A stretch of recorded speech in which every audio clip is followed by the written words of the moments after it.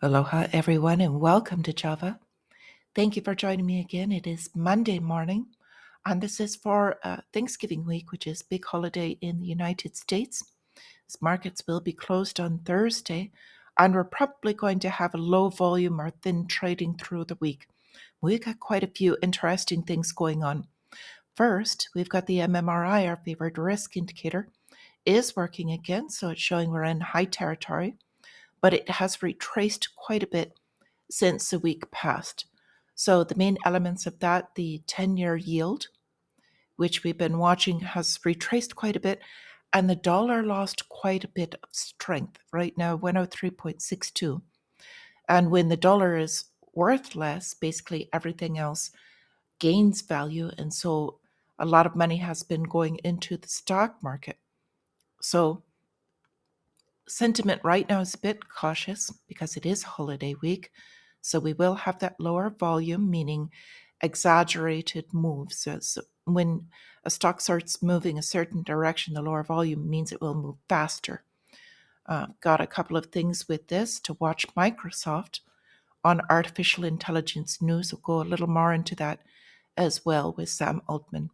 We're also watching the 20-year Treasuries because they're kind of coming off of a low, and the dollar right now is at its lowest level. So, as far as the markets are concerned, what that means is that probabilities of those two recover, at least for a short term, are higher than dropping, which means that would put some pressure on equities and stocks in general. But we are expecting Boeing got an upgrade and Microsoft with that news, and they're higher pre-market already. So go through a little bit more with this calendar. We are expecting actually more Tuesday. So we get the Fed minutes, and we're also going to get earnings from NVIDIA, which has had huge moves because the tech sector, also artificial intelligence, and Lowe's, which would put in a sympathy move with Home Depot, the home improvement stores. So we are also getting existing home sales, and of course, we've been watching that sector as well. So I put this in because they're talking about the European Central Bank cutting risk, prompting hikes instead. And I put this in because basically the United States market is doing the same thing. So because they've cut so much, brought that risk down, people are pouring their money into the markets and kind of flooding them more. It's will bump that inflation back up, prompting them to look at the numbers when the time comes that they may still have to do more rate hikes. So we'll watch that because that would be quite the move. So I thought this was an interesting research, but it's kind of what we've been saying all along. In reality, they're saying a third of Americans feel safer with cash, and basically not trusting the banks anymore and pulling a bit more out of stock market and other areas.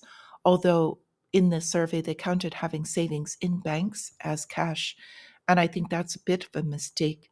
I think the banks have more issues coming ahead, and if you don't have it yourself as soon as you hand it to somebody else, it's not necessarily safe. So speaking of banks, we got Citigroup is laying off. So large layoffs, large management changes, a big reorganization, and this is not just Citibank. There's quite a few banks that are in the same position. We're going to see more of this going forward. The banks are not out of the danger zone yet. There's still quite a bit of unwinding that needs to be done there.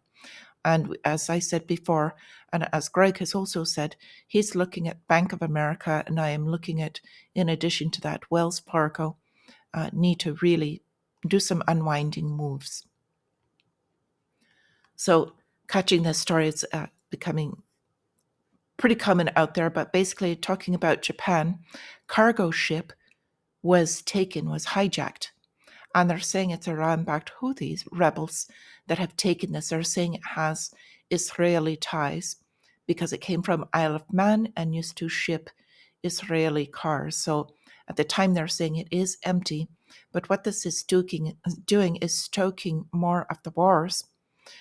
So this is really, the US wants to get into a proxy war with Iran. And so they're pushing all of these levels so that it's much more than just a cargo ship from Japan that got hijacked.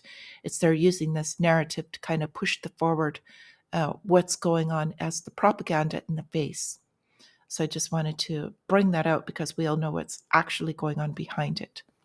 So with that, and I don't normally like to get into politics, but there's so much going on right now.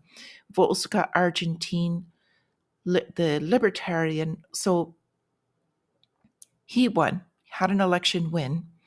And so this is going to massively change things in their landscape. They've got a lot of hyperinflation going on. And he is more friendly, typically, to the United States as opposed to BRICS nations.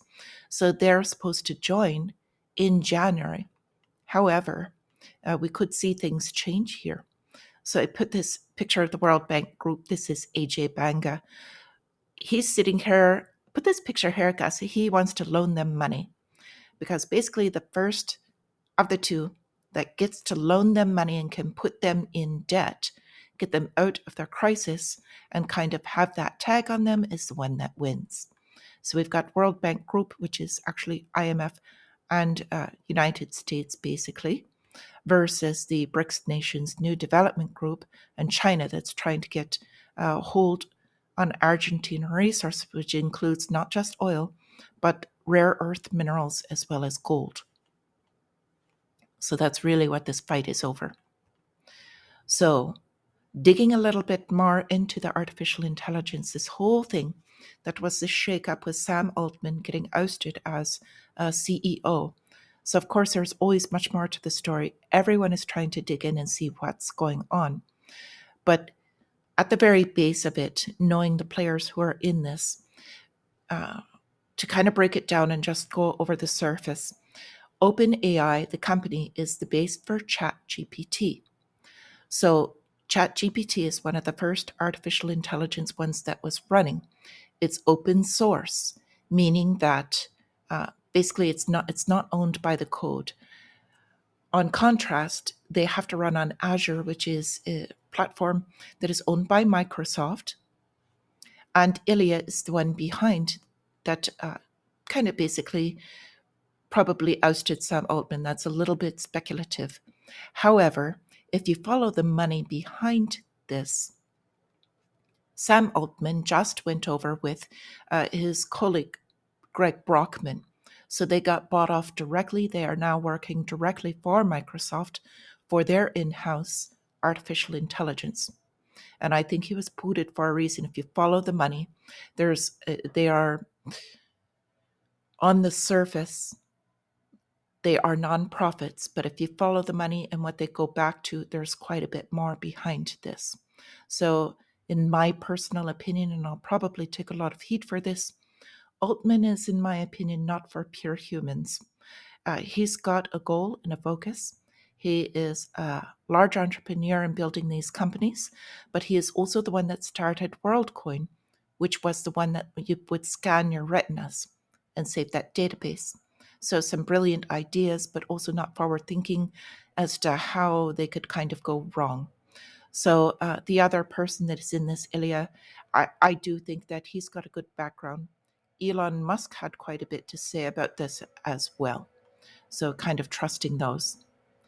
So on with lava updates. We've got this is kind of a general thing. Automakers strive to avoid China's EV rare earth dominance. So they've been trying to do this for a while. But the reason I'm bringing this up is because this is what is driving the politics and the trade, which is also going to drive pricing and inflation. Because the other holders of rare earth minerals, one I mentioned earlier is Argentina, the other one is Africa and the Middle East, Afghanistan, actually.